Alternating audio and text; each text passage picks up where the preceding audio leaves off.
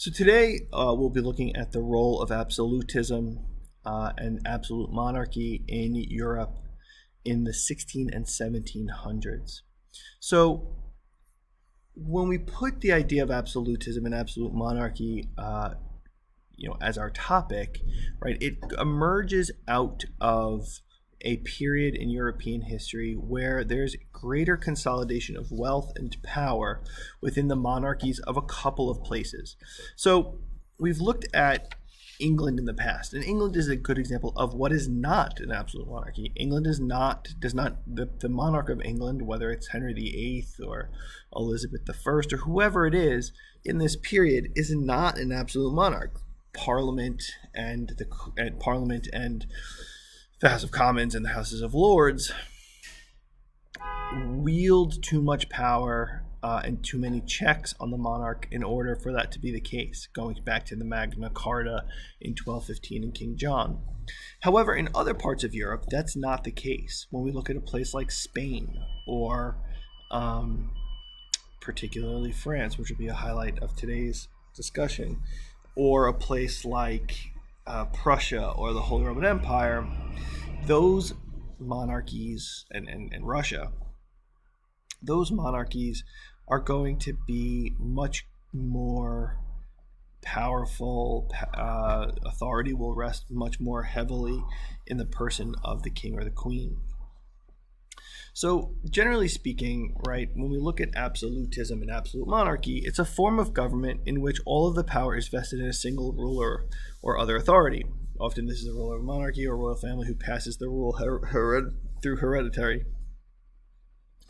Now, one of the things that is often easiest for us to sort of think about here is, what does that mean, right? When we say it in terms of the authority that is resting with one person, what are we actually talking about?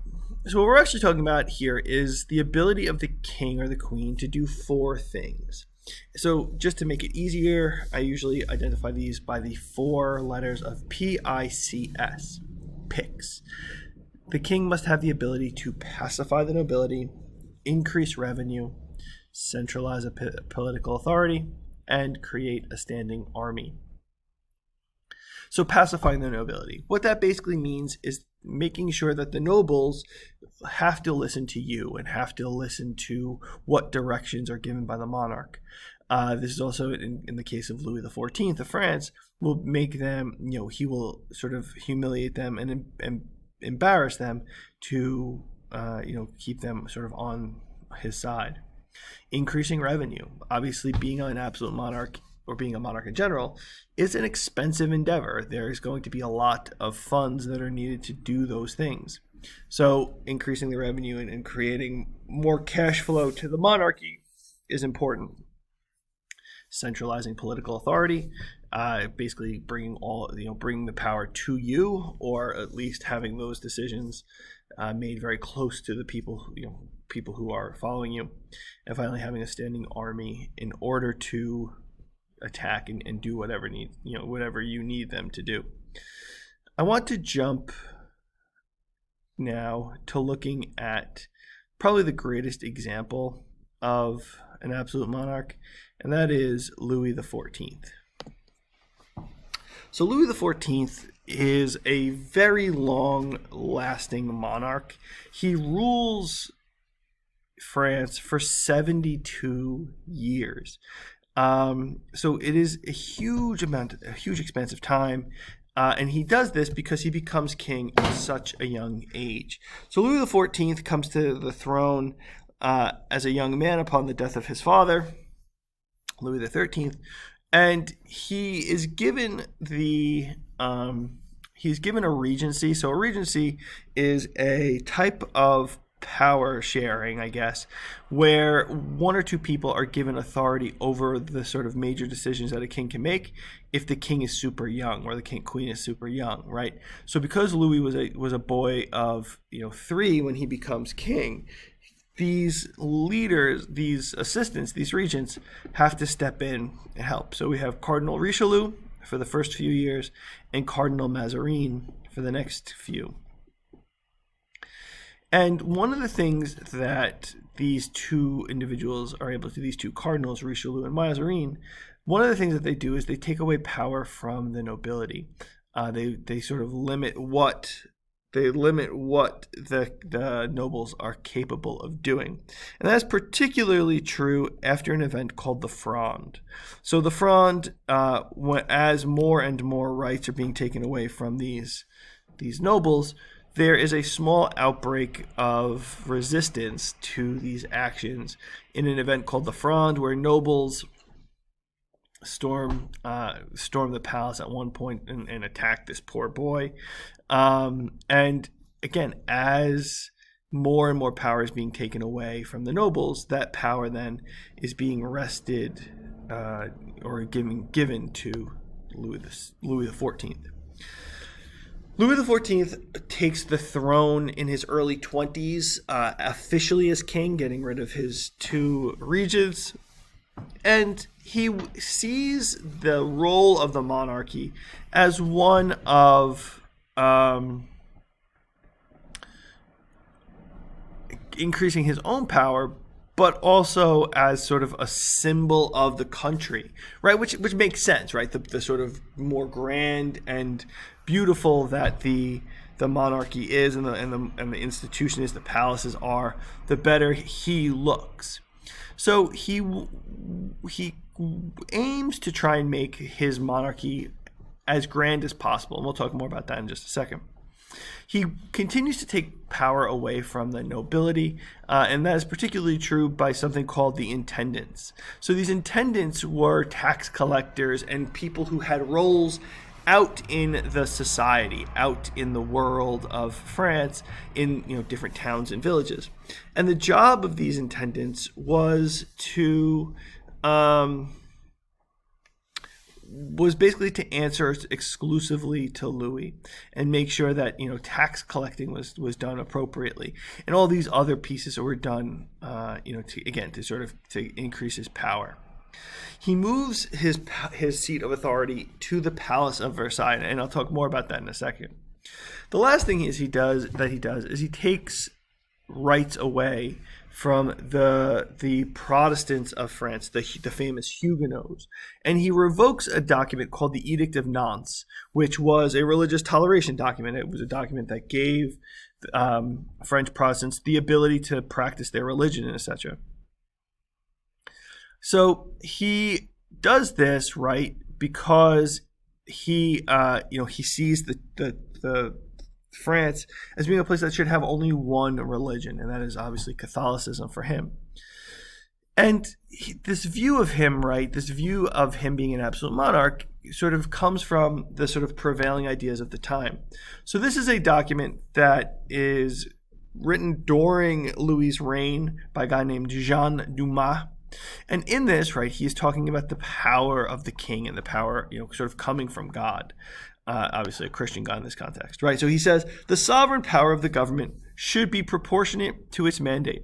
And in this station, he being the king, occupies in the body of a human society that makes up the state. He who is the head should hold the place of God.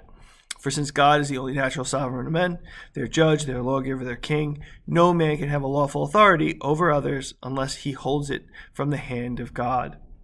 The power of sovereigns being thus derived from the authority of God, it acts as the arm and force of justice that should be the soul of government, and that justice alone has a natural claim to rule the minds and hearts of men. For it's over these two faculties that that justice should reign. Again, this idea of the king taking the place of God is important. In order to show his greatness, one of the things Louis does is he moves his capital from Paris out to Versailles. So Versailles is a town 12 miles west of the city of Paris. Louis's father, Louis XIII, had a camping lodge there, a hunting lodge, that Louis basically tears down and rebuilds into this beautiful palace. It's a third of a mile long. So if you were just sort of standing in front of it, it's a third of a mile from end to end.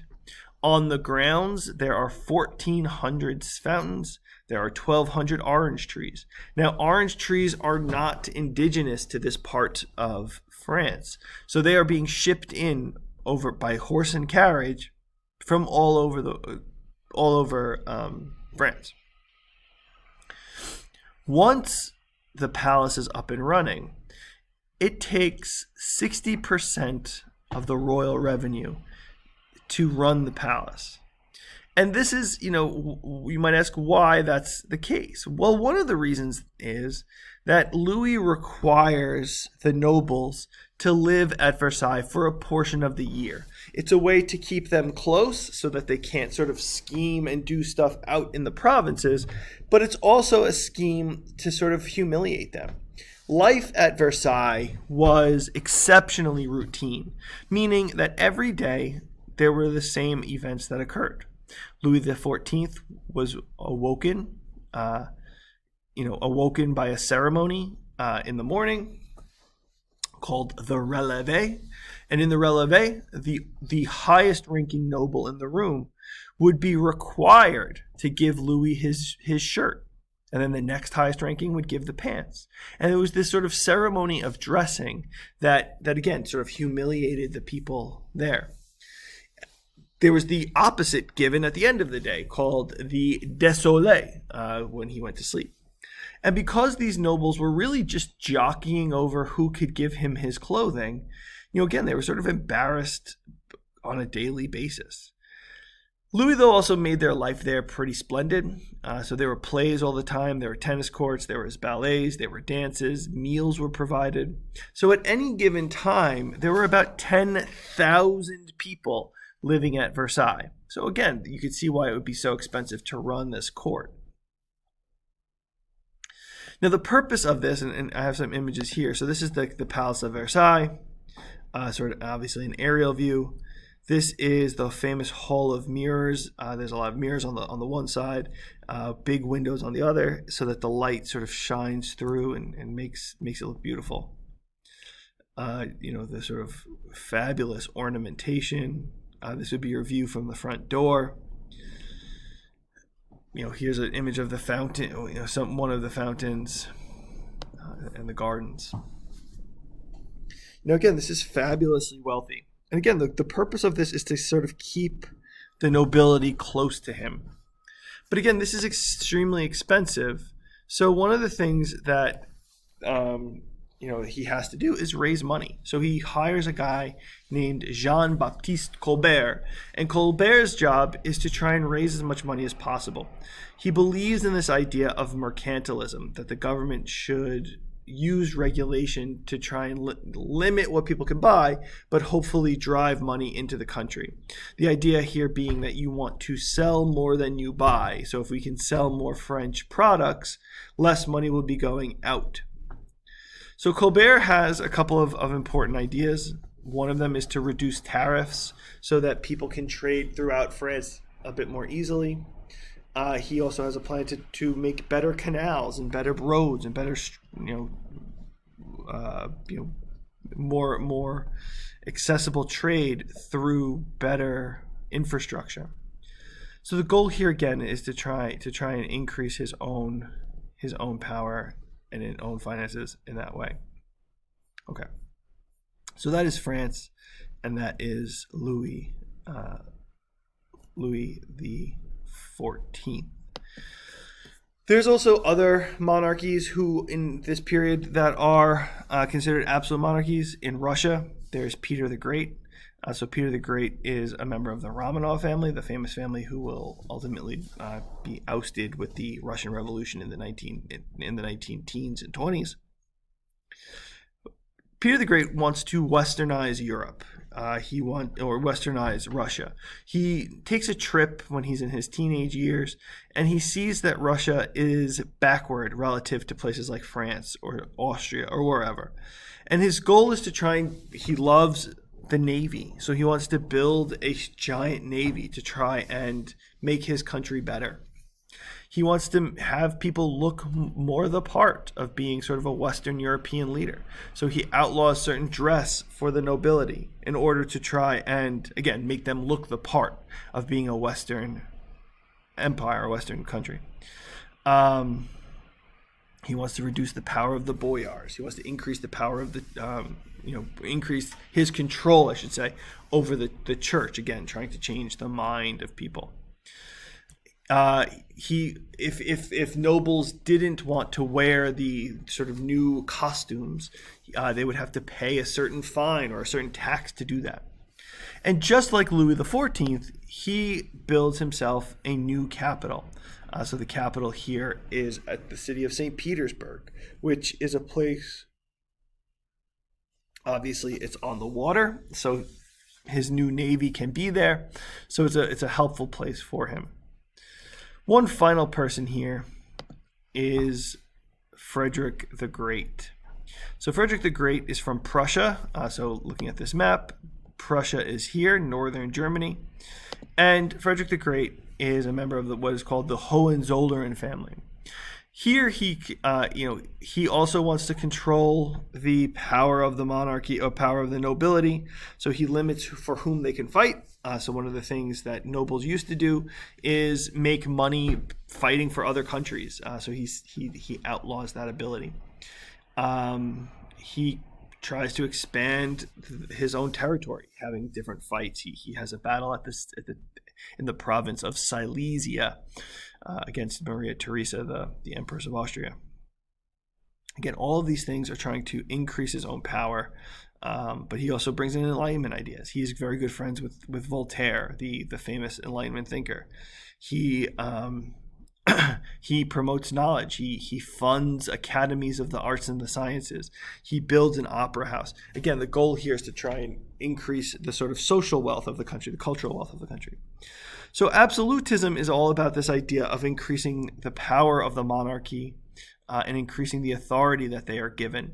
But it's also, again, this, how great can they look and how wonderful and splendid can their aura be, whether that's in the homes they build or in the architecture they use for their different